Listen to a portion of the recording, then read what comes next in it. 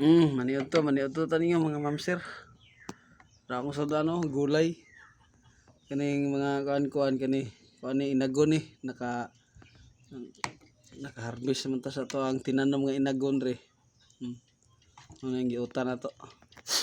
Na, salamat Ginoo sa grasya tak na sa kauton ni kaong tinubdan tanan samtang ako ni pagkakanon kini makatagdugang kabasko kini sa panglawas Ginoo. Salamat Lord God. Amen o amen. Na mga untan niyo.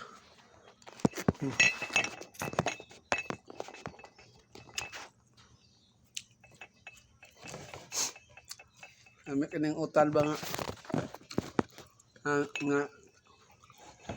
inagon.